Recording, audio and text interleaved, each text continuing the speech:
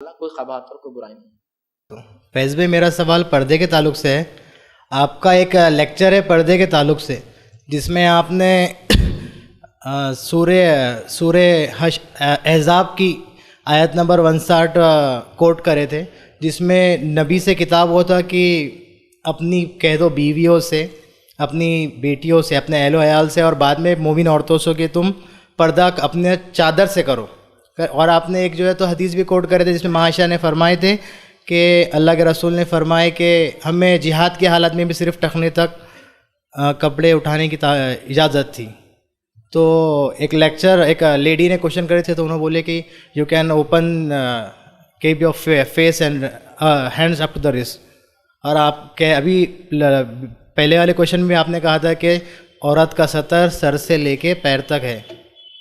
آپ کا اس بارے میں کیا کہنا ہے؟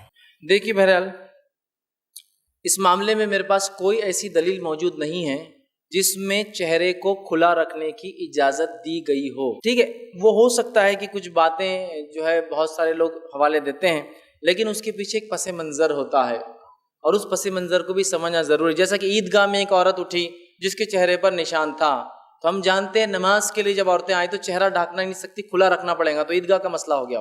وہ ایک عام مسئلہ نہیں کہ عورتیں بازار میں صحابیات گھومتی اور ان کے چہرے پر نشان ہوتا اور صحابہ ان کو دیکھتے۔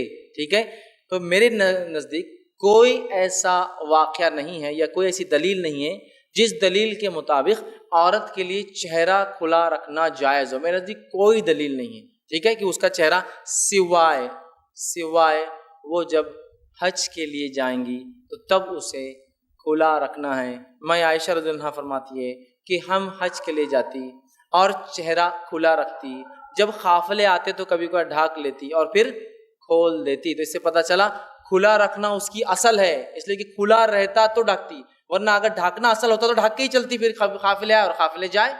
وہاں کے علاوہ کوئی دلیل میرے پاس موجود نہیں ہے یا میرے علم میں کوئی ایسی بات نہیں ہے جس میں کسی عالم کا یا کسی مسلک کا یہ معاملہ ہو کہ اس نے یہ جواز دیا ہو کہ چہرہ کھلا۔ بلکہ میں تو یہ کہتا ہوں کہ چہرہ تو خوبصورتی کی علامت ہے اور وہ مرکز ہے کشش کا، اور اس کو ڈھانکنا تو بدرج اولا ضروری ہے، اس لیے کہ اسی کی وجہ سے سارے فتنے شروع ہوتے ہیں۔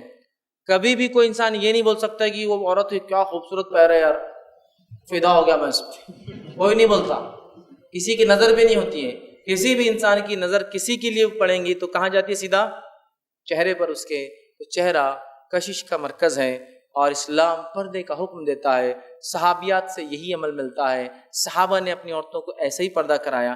اب کوئی انسان یہ کہتا ہے تو اس کے پاس اس کی دلیل ہو۔ میرے نزدیک تو میں کہوں گا چہرہ ڈھانکنا عورت کے پردے کا حصہ واجب عین ضروری ہے، اس کو یہ کرنا ہے۔ اگر وہ نہیں کریں گی تو بہت سارے فتنوں میں وہ پڑ جائیں گی، ملوث ہوں گی، اور اس کے لیے بہت زیادہ تکلیفیں ہو سکتی ہے دنیا اور آخرت کے اعتبار سے۔ جزاک اللہ خیر۔